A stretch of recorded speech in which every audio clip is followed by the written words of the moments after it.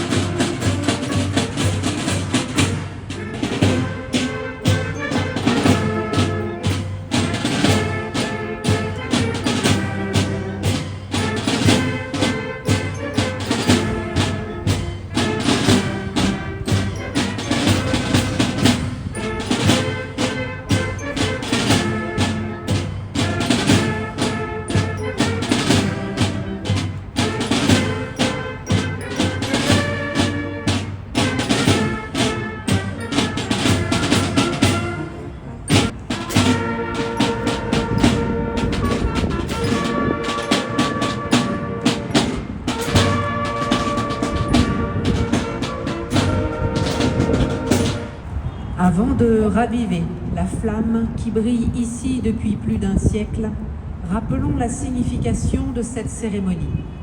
Le 11 novembre 1920, le corps d'un soldat tombé au champ d'honneur durant la Grande Guerre est solennellement honoré sous l'Arc de Triomphe. Inhumé sous cette dalle sacrée, il devient le soldat inconnu, cœur battant du souvenir, reposant dans le silence de la pierre. Pour entretenir sa mémoire, il est décidé, 2 années plus tard, d'allumer une flamme sur sa tombe. André Maginot, ministre de la Guerre et des Pensions, préside la cérémonie le 11 novembre 1923. Et depuis, chaque soir, des mains fidèles ravivent cette flamme avec ferveur. Ce cérémonial immuable est devenu un serment, celui de garder vivante la mémoire de tous ceux qui ont donné leur vie pour la France. Cette flamme nous dit le sacrifice d'1 400 000 soldats tombés entre 1914 et 1918, auxquels nous associons les blessés, les veuves, les orphelins, tous ceux que la guerre a meurtris et dont le courage a forgé l'esprit de la nation. Cette flamme honore également les morts de la Seconde Guerre mondiale, d'Indochine, de Corée, d'Afrique du Nord et tous les soldats tombés en mission ou en opération. Ce ravivage, initié par les anciens combattants, est aujourd'hui une cérémonie ouverte à tous les Français qui dépasse le champ mémoriel. La flamme du soldat inconnu est désormais la flamme de la nation. Elle nous invite au respect et à la reconnaissance à l'égard de ceux qui, aujourd'hui comme hier, servent la France si nécessaire au péril de leur vie. Dans le recueillement du soir, nous allons maintenant raviver cette flamme qui fait battre le cœur de la nation. Ce geste symbolique exprime notre engagement patriotique au service de la France et notre volonté de transmettre cet héritage aux jeunes générations. Ce soir participe à la cérémonie la mairie du 8e arrondissement de Paris, l'association des anciens de la 2e division blindée, le lycée Le Dolmen de Poitiers dans la Vienne, le lycée Navarre-Leclerc d'Alençon dans la Sarthe, ainsi que le collège des Célestins de Vichy dans la Lune. Les hymnes et sonneries sont interprétés ce soir par l'harmonie municipale de Fillé dans la Sarthe.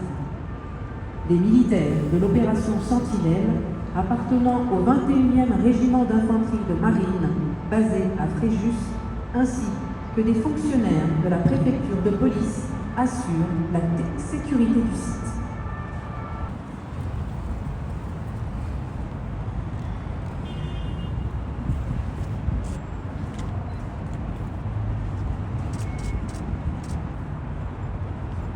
Germe déposée par Madame la maire du 8e arrondissement de Paris.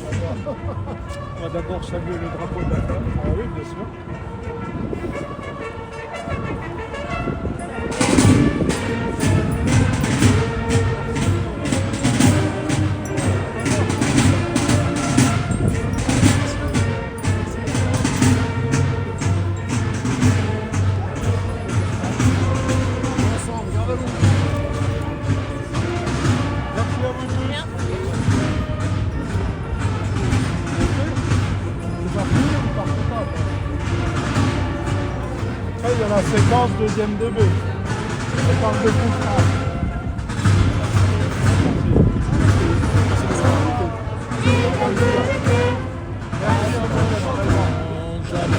Ne partez pas après. Après, il y a coup franc.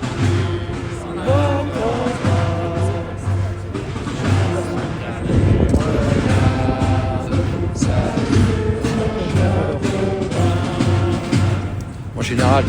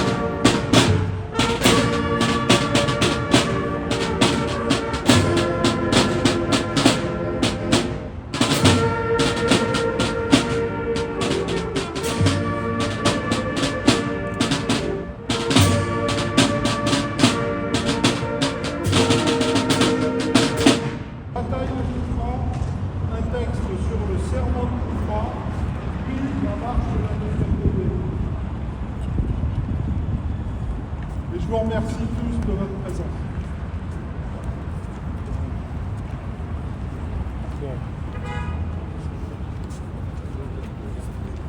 Savoir improviser. Lecture d'un texte relatif à la prise de Koufra par Kenzo du lycée des Dolmens de Poitiers. La prise de Koufra. Après avoir rallié le Cameroun à la France libre le 27 et 28 août 1940, puis le Gabon en novembre, le colonel Leclerc a reçu comme seul ordre de reprendre l'action directe contre l'ennemi dans le plus bref délai possible, en liaison avec les Alliés vers Mourzouk ou Koufra. Il est nommé commandant militaire du territoire du Tchad le 2 novembre 1940. Début janvier 1941, il lance des actions de reconnaissance offensive au Faisan, intégré à une patrouille motorisée britannique du Long Range Dessert Group. Koufra est une palmeraie de 50 km de long sur 20 mètres de large. Le fort El Tag est une forte garnison estimée entre 600 à 1200 hommes, disposant d'un aérodrome et d'une compagnie saharienne, unité motorisée mobile, fortement armée. Koufra est aussi un symbole, la dernière conquête italienne lors de la constitution de leurs empires africains en 1931. Le colonel Leclerc montre dans cette opération sa vision militaire stratégique et militaro-politique. Dès le début du mois de janvier 1941, il achemine vers Faya-Largo, de quoi former un bataillon de marche autonome. Le 25 janvier, à Faya-Largo, Leclerc constitue son groupement tactique. La colonne Leclerc comprend 101 métropolitains, dont Leclerc lui-même, 285 indigènes et 162 véhicules auxquels il faut aussi ajouter la patrouille britannique du Long Range Dessert Group qui précède la colonne. La patrouille est attaquée par des éléments de la Sahariana appuyés par l'aviation et subit de lourdes pertes.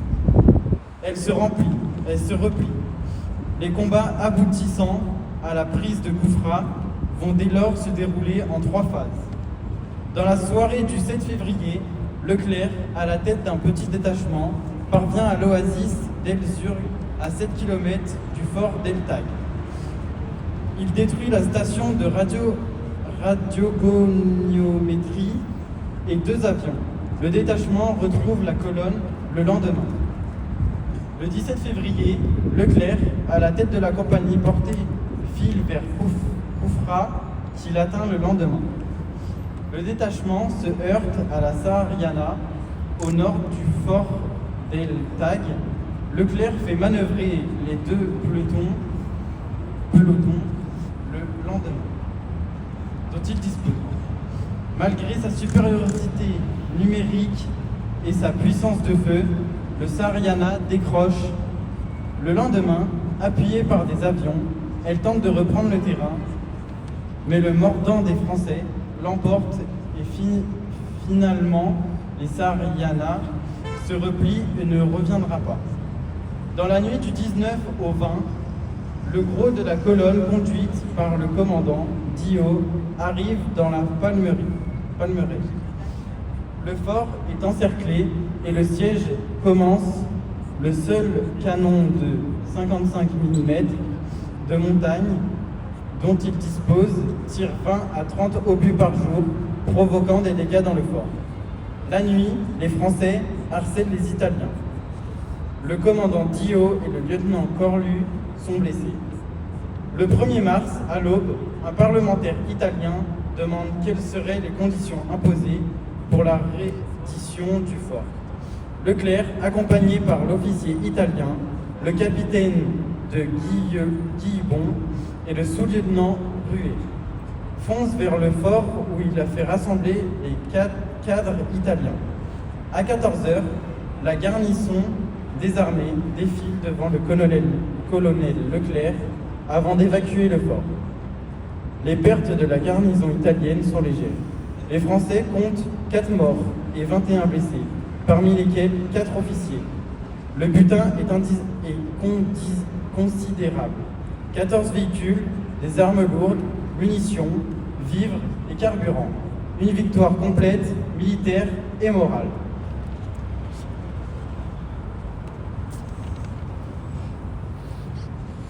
Lecture du serment de Koufra par Annadèle et Raphaël du collège Les Célestins de Vichy. Le 2 mars au matin, le drapeau français, frappé de la croix de Lorraine, est monté au haut du mât réparé.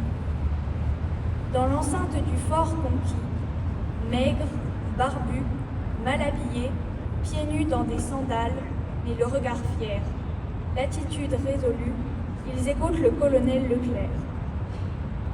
Vous venez de remporter une victoire qui peut vous enorgueillir. Vous avez bien fait, il y a quelques mois, de rallier le général de Gaulle pour résister à l'ennemi et l'attaquer. Nous sommes en marche, mais Koufra n'est qu'une étape de la libération de la France. Nous ne nous arrêterons que lorsque le drapeau français flottera sur la cathédrale de Strasbourg. Ces paroles vont devenir le serment de Koufra.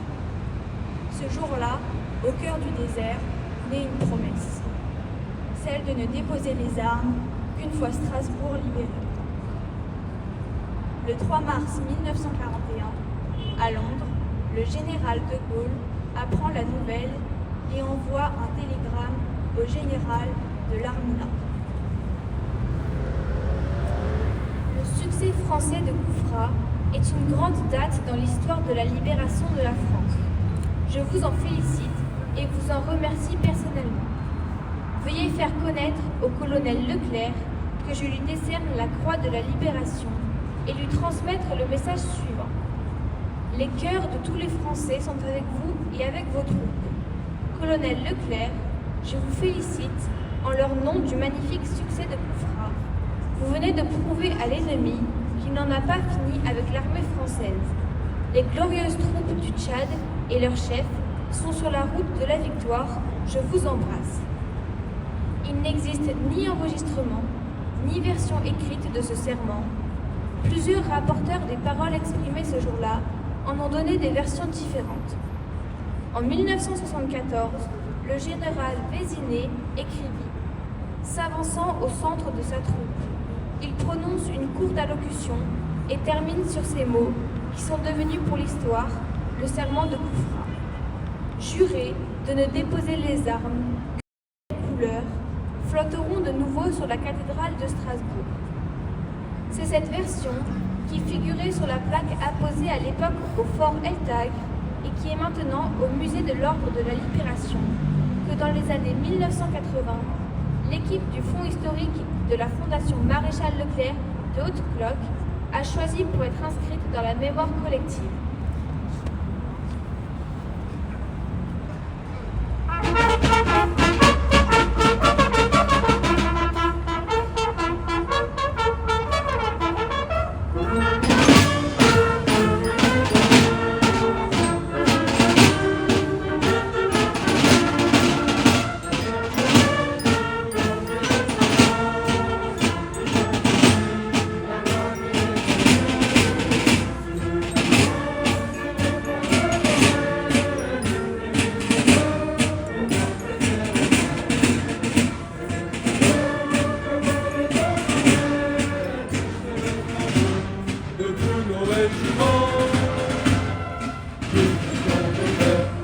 Toujours en avant, les galops de paix, grâce à chanson, jamais.